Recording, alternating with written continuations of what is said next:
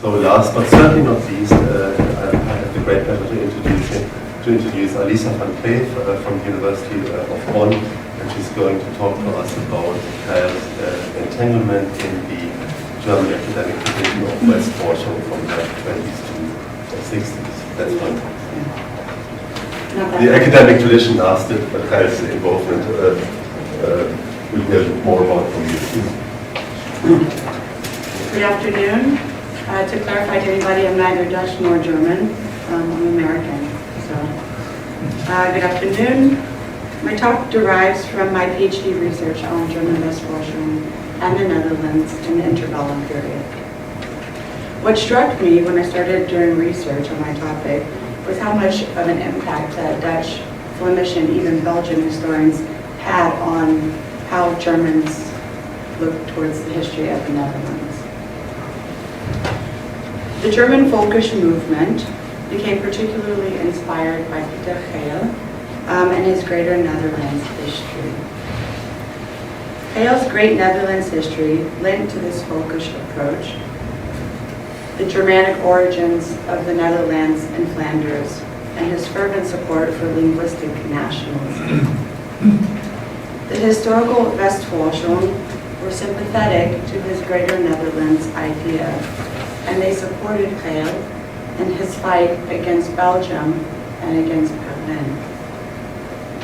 Geyl's entanglement, which Westforschung, spanned from 1927 to 1934. This is really the crucial time when he interacts with these historians. So today the questions I'm going to explore are: how involved was he? What did he think about German Westforschung? Did he have any real impact on the narratives on the Netherlands history? Some contemporary historians have even suggested that his impact in Germany was far-reaching, and that his Greater Netherlands idea was used by German historians and the government in Berlin to legitimate the incorporation of the Netherlands into a Greater Germany. The historian Martin Eickhoff suggested, quote, on the basis of Geyl's statements, one could observe that his scientific stature, his collaboration with German scholars, and his research had been mobilized to legitimate the incorporation of the Netherlands into a Greater Germany. And historian Ivo Schoeffer noted that whatever Geyl himself may have been saying, the Great Netherlands conception as such could be very attractive for and have certain points in common with a Great German approach.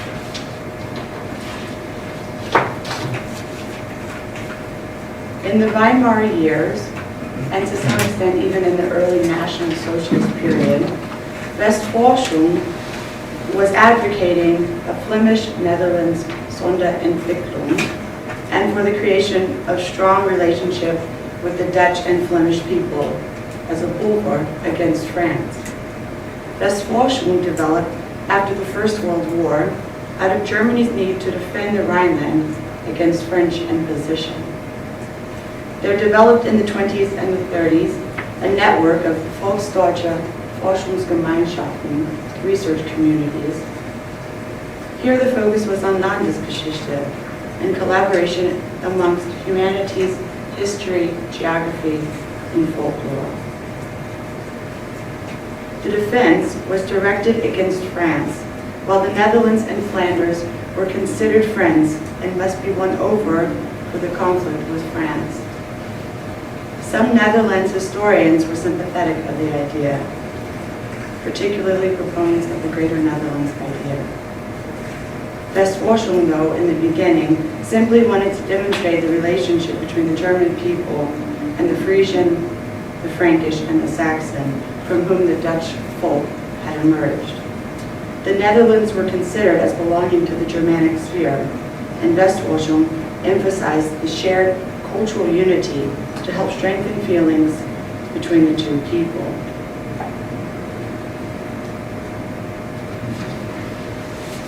The first instance Geyl becomes involved in Westforschung is in December 1927, when he publishes an article in the Young Conservative journal Volk und Reich, on his Great Netherlands idea. In his article, The Failed Union of Belgium and Holland, from 1814 to 1830, Geyl speaks about the suppression of the Flemish people by France and the awakening of Flemish nationality as they no longer passively permit the demise of their language and culture. It was not a political movement. There was no Belgian nationality, and between Holland and Flanders, feelings of kinship grew. Just a few short months later, the Leipzig Stiftung, Foundation for German Volksboden and German Kulturboden, organizes a lecture in Kleve to bring together scholars from Germany, the Netherlands, and Belgium to confer over the study of the Westdeutsche Volksboden in the neighboring regions bordering West Germany. One specific theme of the conference was to explore the important questions relating to the Flemish and the relationship of Holland to Flanders. Geyl was invited to speak out on the Greater Netherlands idea. Friedrich Metz asked Geyl in a letter to give a lecture over the Flemish question. Metz reminded Geyl that he already knew that the lectures were not public, and that neither his name or lecture title would be revealed in the agenda. Some official German authorities had misgivings about inviting him, but Metz believed he was able to alleviate these concerns. The Kleve conference was not political in nature, but it was to be strictly scientific. It is my guess that the German government had reservations about Geyl attending because of his involvement in the Flemish movement. The president of the Stiftung, Dr. Penck, opened the conference, saying, quote, "The present kingdom of the Netherlands does not coincide with the Greater Netherlands. On this soil, 3 German tribes meet, the Frisian, the Franken, and the Saxon. It is necessary to distinguish between the tribe, the Stamm, and the folk, the dialect and the language. There is no doubt that we are in the area of a subsidence area at the coast, but the land is one with a particular cultural soil. The area of the Rhine estuaries had a particularly cultural historical development. In a friendly and confidential manner, the conference hoped to allow for a scientific discussion of these problems. Differences in scholarly conceptions of these questions should not be kept secret, but rather should be attempted in this environment to clarify any differences and to construct a kind of public scientific opinion." The Foundation believed that Geyl's lecture on the history of the Greater Netherlands idea had demonstrated just how important the scientific study of the Westdeutsche Volksboden was. Geyl's study showed that there were lively forces in the Nordwesten, and Geyl revealed important aspects for research. Geyl's paper actually stirred more discussion than any other, even more so than probably the keynote speaker, Franz Steinbach, who spoke about the development of the linguistic boundary in Belgium. Geyl's speech was about the flawed historical premise of the prevailing dominant narratives on the formation of the state in the Low Countries, both in traditional state-driven history of the Netherlands, the Klein Nederlandisch, as well as the dominant national history in Belgium, Corinne's perspective. Geyl argued that these historians regarded the present as an endgültige Ewigkeit and wrongly applied concepts and feelings of their own time into the historical accounts of earlier epochs. They regarded the rupture of the Netherlands in the 16th century as a natural conclusion to a deeply rooted difference in character and uniqueness. But as we already know, Geyl argued otherwise. He goes on, "These historical problems were very relevant for contemporary politics. The First World War had brought about an end to the quieter times of feelings of contentment in the Netherlands. The annexationist tendencies of Belgian politics after the ceasefire had shown that the Dutch needed to keep an eye on the Belgians. The Greater Netherlands movement derived inspiration from a national awareness, but also from traditions of foreign policy. The history of the Netherlands would be enriched when the historian would consider the common past of Holland and Flanders from an unusual viewpoint. Geyl's lecture was very positively received in German Westforschung circles, and his experience in Kleve was very favorable. In a letter to a colleague in May, Geyl writes, quote, "In Kleve, I had a couple of exceptional, interesting, and pleasant days. Not entirely unproductive, I hope. It was my first contact with German scholars, and I was very impressed with it." In his autobiography, Geyl speaks a bit more about this. He says he went to a conference in Kleve of scholars, historians, economists, and geographers, and which dealt with issues relating to West Germany and the Netherlands. Geyl says, again, he had an enjoyable time, and that the Germans did, quote, these sorts of things well, end quote. There was a pleasant tone to the conference, he admitted, but that he had very little contact with the Germans because he felt he spoke the German language poorly and that this inhibited his contact with the German scholars. Though he presented his lecture in German and felt confident that it went well. The lecture was later published in the Historische Zeitschrift. He recalls that he believed in Germany there was a far better understanding of the historical problems that in all the years he was in England. Some in Germany were strongly encouraged, especially concerning his historical research. Though this interest by German historians was not without ulterior motives, he later claims. He knows better now than he did in 1928. Vaudeville's, I haven't actually checked this, but I assume it's right. I haven't found anything else in the archives. But that Geyl in 1929 actually thought about leaving London and pursuing a professorship in Cologne. So there's nothing really in the archives that I found about it. Geyl and Robert Oswald, German historian, archivist at the German Imperial Archive in Potsdam, began corresponding after their meeting in Kleve. Robert Oswald was very upset with Geyl for mentioning in the Flandre in May 1928 that he and Hermann Voss had participated in this Congress in Kleve. And he was also upset that he and Voss had not spoken against the boycott in Utrecht. Oswald was actually very angry because this was supposed to be a very private affair. He says he made it explicitly clear that the Congress should not be made known to the press, that it would be impossible to rectify any crooked conclusions. Oswald was convinced that Geyl's remarks had been exploited by the opponents in the Flemish circles, and there was no way to rectify this situation. He goes on and on and on about this embarrassment that Geyl has caused.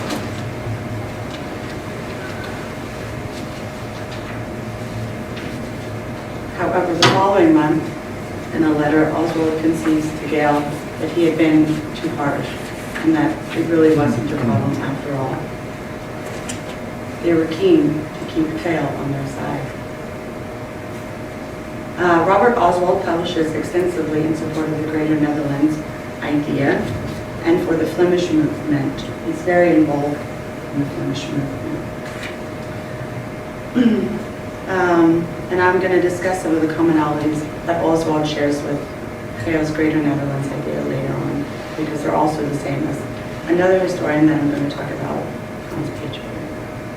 But first, in 1931, the historian Hermann Alden, who was initially at Bonn, a German Westforschung expert, he publishes an article on the state and the nation on Germany's western borderlands.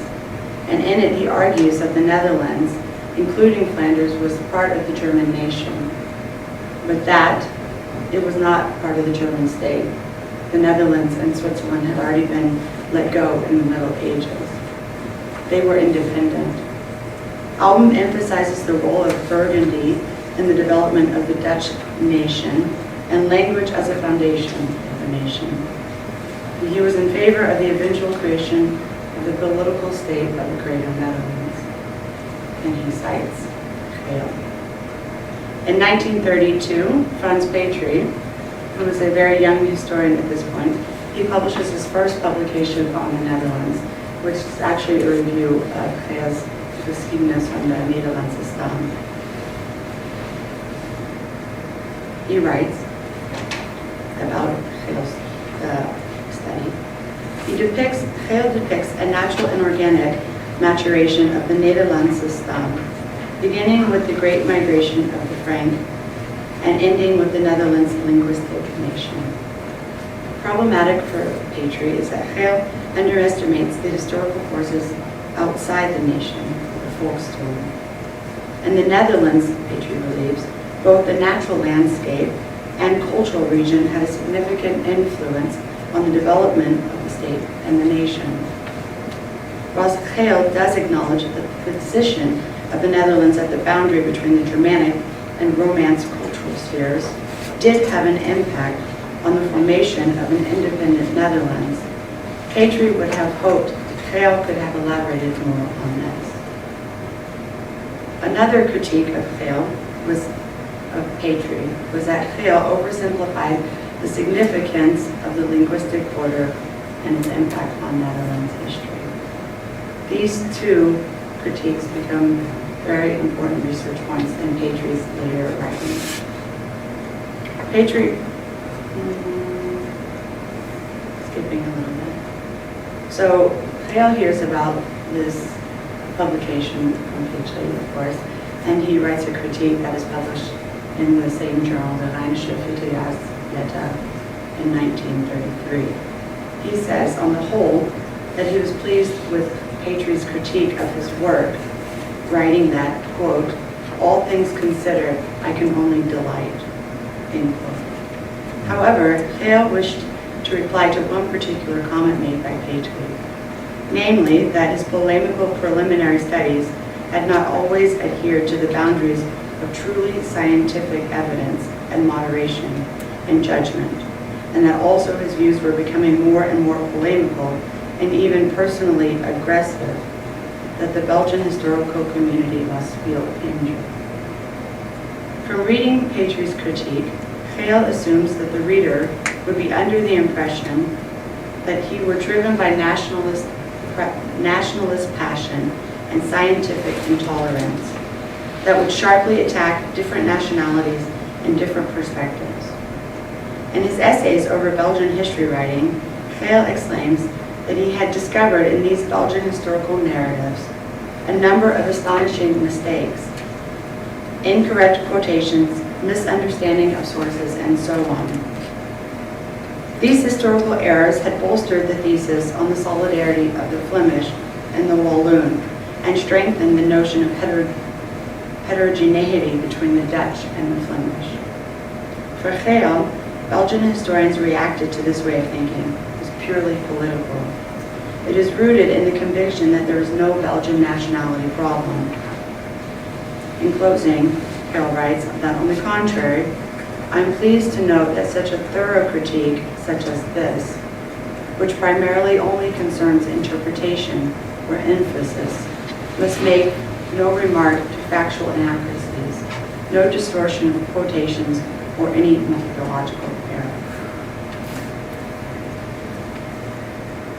So what were the commonalities that Petrie and Oswald's research have with Geyl's Greater Netherlands idea? Of course, this is only a very brief elaboration. Of course, the Germanic origins of the Netherlands and Flanders, the importance of the linguistic order, the importance of Burgundy for uniting the Netherlands, that the rupture of the Netherlands was an accident of history. Sorry, it was not an accident of history. That is due.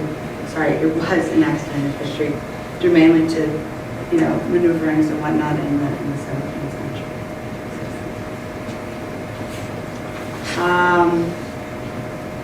Also, the idea of a notion of a common ethnic origin of the population within Western Europe, and that this had created a viable cultural entity. Now, where Petrie critiques Geyl is that he doesn't believe that Geyl has given enough consideration to the eastern border of the Netherlands and this relationship between Germany and the Netherlands. Geyl incorporates this western region of the Netherlands into this cultural unity where Geyl would not work. But by now it's 1933 and the Nazis have come to power, and Geyl is very adamant against this development. In December 1933, Geyl writes to Petrie. By this time they've had a lot of correspondence, they're discussing a lot of different things. And he says, quote, "First, I want you to know I'm doing my best to view the things happening in Germany in a quiet and reasonable manner. There are some things happening in Germany that I loathe from the deepest of my heart. The suppression of the freedom of expression from a center to prescribe certain values and insights. The power as a result thereof. The decline of intellectual individualism, often by the fear that leads to being dishonest. Everything like that is offensive to me. You speak about great expectations and of a neue Volksverbundenheit, and you appeal to my own nationalism. But if the Greater Netherlands nationalism should lead to a flattening and an erasing of all and the historically rooted diversity, then I would be one of the first to end up in a concentration camp." He does actually end up in a concentration camp. "I do not understand nationalism that way. But, contrary to everything, I ask you urgently to believe me, that when I say that my aversion does not include the German people or the German civilization. I believe this is an unfortunate coming together of circumstances, that the German people at this moment are subjected to such rough violence, and the German civilization is threatened by such immense dangers. I hope that the old, great, and beautiful traditions that have currently disappeared under the surface will rise again and have nothing lost of their power. It is the great task of the intellectuals who these days are able to maintain their independence." 6 months later, in June 1934, Geyl writes Petrie once more. Quote, "I am sorry that I did not interact with you as much at the conference. I would have liked to sit down and quietly talk to you about everything. The development of circumstances in Germany are worrying me and saddening me. Almost all over in England and the Netherlands, one feels that the German culture has cut themselves off from the European community and is in the danger of drying out and choking. Most probably I will be the second half of July and the first half of August in Flanders. Will I find you there still?"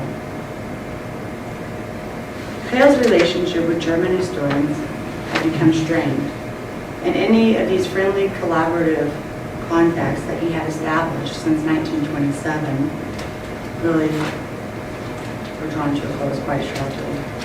By 1934, Geyl had become disengaged with German Westforschung. And it wasn't until after 1945 when he resumes discussions and correspondence with German historians, most notably again this Franz Petrie. So to conclude, Geyl's contacts in German Westforschung from 1927 to 1934 were extensive. But certainly I do not see that his Greater Netherlands idea had much of an impact in this time, nor lent support to any greater German idea, or any indication that Geyl himself was sympathetic to National Socialist ideology. Thank you.